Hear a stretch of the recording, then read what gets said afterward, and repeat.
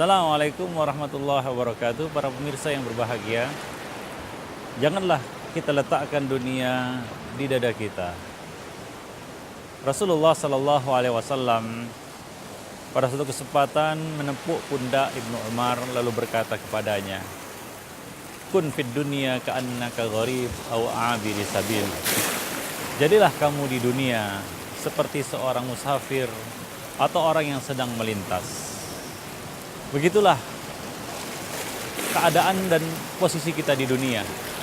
Seperti seorang musafir, seperti seorang yang berjalan melintas di sebatang pohon, kemudian dalam waktu yang singkat dia akan melanjutkan perjalanannya. Dunia bukanlah tempat tinggal untuk menetap. Allah Subhanahu wa taala tidak menjadikan kefanaan ataupun keabadian di dunia ini. Maka dari itu, janganlah kita letakkan dunia di dada kita. Dalam satu hadis Rasulullah Sallallahu Alaihi Wasallam menjelaskan tentang kedudukan dunia ini, nilai dari dunia ini. Lau kanatid dunya ta'dilu indallahi janaha ba'udah ma saqa kafiran minha syurbata ma. Seandainya dunia ini di sisi Allah Subhanahu wa taala senilai dan seharga sayap seekor nyamuk, niscaya Allah Subhanahu wa taala tidak akan memberikan minum kepada orang kafir walaupun sedikit, walaupun seteguk. Nah, demikianlah rendah dan hinanya kedudukan dunia ini di sisi Allah Subhanahu wa taala. Dan kita juga di dunia seperti seorang tawanan. Kita dalam penjara, tidak bebas melakukan apa yang kita inginkan, yang kita sukai. Ada perintah dan larangan di sini. Rasulullah Sallallahu Alaihi Wasallam mengatakan, ad-dunya sijnul mu'min wal jannatul kafir. Dunia ini adalah penjara bagi orang-orang yang beriman dan juga ibarat surga bagi orang-orang kafir. Karena mereka, orang kafir hidup di dunia melampiaskan hawa nafsu mereka, berbuat sekehendak dan sesuka mereka, tidak kenal perintah dan larangan, tidak kenal halal dan haram. Sementara orang mukmin ada batas-batas. Dia tidak bebas melakukan kehendaknya. Ya, ada koridor-koridor syar'i yang harus diperhatikannya. Ada aturan-aturan, ada halal dan haram, ada perintah dan larangan, ada kewajiban-kewajiban yang harus dikerjakannya. Salat 5 waktu, berpuasa pada bulan Ramadan, mengeluarkan zakat dari sebagian harta mereka. Nah, ini merupakan kewajiban-kewajiban yang harus dilaksanakan oleh seorang mukmin di dunia. Maka kita hidup di dunia ini tidak bebas. Tidak seperti orang kafir yang menikmati segala kesenangan hidup tanpa batas. Ada aturan-aturan yang harus kita perhatikan. Rambu-rambu syariat, kewajiban kita menuntut ilmu. Hak-hak yang mesti kita tunaikan. Terlebih hak Allah Subhanahu wa taala. Hak sama kaum mukminin, bahkan hak-hak manusia yang mesti kita tunaikan di dunia ini. Demikianlah seorang mukmin hidup di dunia. Dia tidak bercita-cita untuk tinggal selamanya di dunia ini. Namun dia akan segera bergerak, dia akan melanjutkan perjalanannya. Begitulah. Maka hendaknya kita menjadikan tujuan, kita menjadikan terminal akhir dari perjalanan kita ini adalah surga Allah Subhanahu wa taala, akhirat. Rasulullah Sallallahu Alaihi Wasallam mengatakan, "Man kanatid dunya hammahu, ja'alallahu faqrahu baina ainaihi." Allah Subhanahu wa taala, Rasulullah mengatakan dalam satu hadis, barang siapa yang menjadikan dunia sebagai tujuannya, maka Allah Subhanahu wa taala akan jadikan kefakiran di antara dua matanya. Allah Subhanahu wa taala akan jadikan kefakiran di antara dua matanya. Wa farraqa alaihi syamlahu, dan Allah Subhanahu wa taala akan mencerai-beraikan kekuatannya. Allah Subhanahu wa taala mencerai-beraikan urusannya. Walam ya'ti ilaihi dunya illa ma qad qaddira lahu, dan tidak akan datang kepadanya dunia, tidak akan diberikan kepadanya dunia, dia tidak akan mendapatkan bagian dari dunia ini kecuali apa yang telah ditakdirkan untuknya. Tidak lebih dan tidak kurang. Wa man ja'alatil akhiratu niyatahu, barang siapa menjadikan akhirat sebagai niatnya, sebagai tujuannya, orientasi hidupnya itu akhirat, maka bagaimana? Ja'alallahu ghinahu fi qalbihi, maka Allah Subhanahu wa taala akan jadikan kekayaan di dalam hatinya. Allah akan jadikan kekayaan, ja'alal ghina fi qalbihi wa jama'alahu syamlahu. Allah Subhanahu wa taala akan mengumpulkan kekuatannya. Allah akan mengumpulkan kekuatannya, Allah akan memudahkan semua urusannya. Wa atadhu dunya wa hiya raghimah. Dunia akan datang kepadanya dalam keadaan hina dina, tunduk dunia itu kepadanya. Itu orang-orang yang menjadikan akhirat sebagai tujuan hidupnya. Akhirat sebagai tujuan hidupnya. Demikianlah kita hidup di dunia ini, kalau kita kejar kenikmatan, kesenangan dunia ini tidak ada habis-habisnya dan tidak ada puas-puasnya. Pada akhirnya tidak ada kenikmatan hakiki yang kita rasakan di dunia. Coba apa yang Rasulullah SAW sebutkan di dalam hadis. Ya, seandainya anak Adam, lau anna ibna Adam, lau anna bani Adam, ya diberikan satu lembah emas, ya diberikan kepadanya satu lembah emas, maka dia akan mencari labtagha minha thaniyan, dia akan mencari lembah yang kedua. Kalau diberikan lembah yang kedua, labtagha thalithan, dia akan mencari lembah yang ketiga. Dan tidak ada yang dapat menghentikan, tidak ada yang dapat menghentikan seorang anak Adam itu kecuali at-turab, yaitu masuk ke dalam tanah, ajal datang menjemput, barulah berhenti pencahariannya terhadap dunia ini.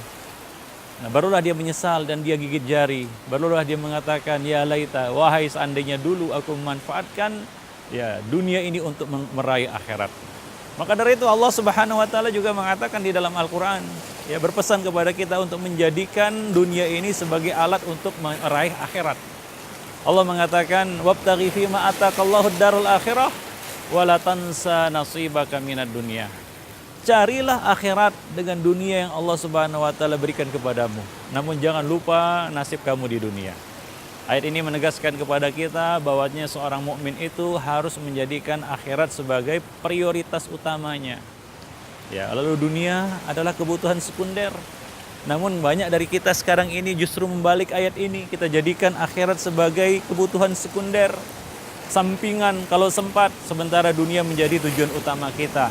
Padahal sebagaimana disebutkan di dalam sebuah hadis, Rasulullah SAW bercerita tentang orang yang paling nikmat hidupnya di dunia. Akan didatangkan nanti pada hari kiamat orang yang paling nikmat hidupnya di dunia. Namun qadarullah dia termasuk penghuni neraka. Dia adalah penghuni neraka. Lalu dimasukkan dia ke dalam neraka sesaat saja, lalu dikeluarkan dia dari neraka.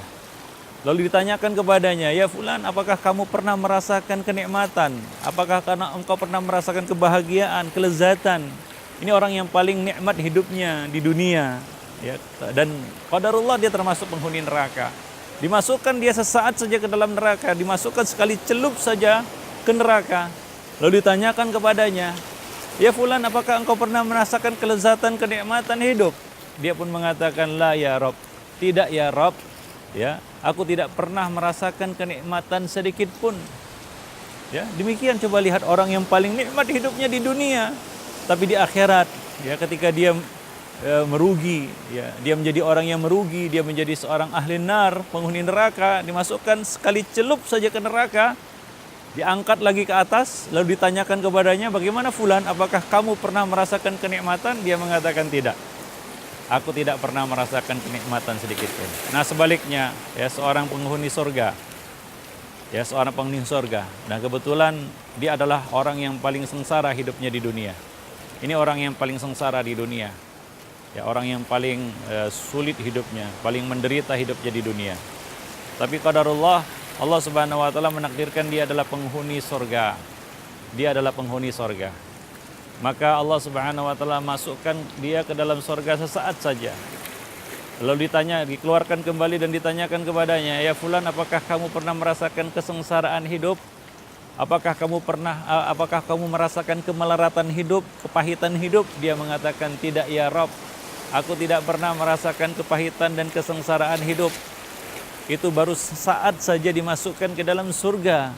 Allah Subhanahu wa taala masukkan dia ke dalam surga sesaat saja, sebentar saja. Nah, kemudian mengeluarkannya kembali dan menanyakan kepadanya, apakah kamu pernah merasakan kesengsaraan hidup? Padahal di dunia dia termasuk orang yang paling sengsara. Dia adalah orang yang paling sengsara, tidak ada orang yang lebih sengsara hidupnya selain orang ini. Akan tetapi, ketika dia dimasukkan ke dalam surga sesaat saja, hilanglah segala penderitaan, segala kesengsaraan, segala kepahitan hidup yang pernah dirasakannya dahulu. Nah, demikianlah perbandingan antara kehidupan dunia dan kehidupan akhirat. Maka dari itu sungguh merugi orang-orang yang menjual akhiratnya dengan dunia. Sungguh merugi orang-orang yang menjual akhiratnya dengan dunia, yang kata Allah Subhanahu wa taala di dalam Al-Qur'an, "Wamal mata'ud dunya wamal hayatud dunya illa mata'ul ghurur." Ya, kehidupan dunia itu adalah kesenangan yang menipu. Coba lihat kesenangan dunia ini, ya. Tawa pasti diiringi dengan tangis, ya. Sehat pasti diiringi dengan sakit, ya. Kesenangan pasti diiringi dengan penderitaan. Tidak ada kesempurnaan di dalam kehidupan dunia ini. Ya, di dalam satu hadis Rasulullah sallallahu alaihi wasallam menjelaskan tentang ya kedudukan dunia ini. Ya, seperti orang yang memasukkan jarinya ke dalam lautan. Kemudian dia mengangkat kembali jarinya itu. Lalu apa yang dia dapatkan dari jarinya itu? Nah, begitulah ya. Kenikmatan dunia itu adalah kenikmatan yang semu, ya, sementara belaka. Adapun kesenangan akhirat, ya, kebahagiaan akhirat adalah sesuatu yang kekal abadi. Wal akhiratu khairu wa abqa. Kesenangan, kebahagiaan akhirat itu lebih baik dan lebih abqa, lebih kekal abadi. Maka dari itu para pemirsa yang berbahagia, janganlah kita termasuk orang-orang yang mengabaikan kehidupan akhirat kita. Jadilah kita manusia yang berorientasi akhirat, bukan berorientasi dunia. Sebagaimana yang dikatakan oleh Nabi tadi, barang siapa yang menjadikan akhirat sebagai orientasi hidupnya, maka Allah akan jadikan kekayaan dalam hatinya. Allah akan mudahkan dia, ya, segala urusannya. Allah akan mengumpulkan segala kekuatannya dan akan datang dunia itu kepadanya. Dunia akan datang dengan tunduk dan hina kepadanya. Begitulah orang-orang yang menjadikan akhirat sebagai orientasi hidupnya. Namun sebaliknya, orang-orang yang menjadikan ya dunia sebagai orientasinya, ya maka Allah Subhanahu wa taala akan menjadikan kefakiran di dalam hatinya, yaitu dia menjadi orang yang takut miskin, takut gagal. Ya, takut segalanya. Dia menjadi orang yang takut kehilangan dunia itu, berpisah dari dunianya. Ya, kemudian Allah akan lemahkan kekuatannya. Allah akan lemahkan kekuatannya, mencerai-beraikan segala urusannya. Nah, kemudian tidak akan datang dunia itu kepadanya kecuali apa yang telah ditulis baginya, tidak lebih dan tidak kurang.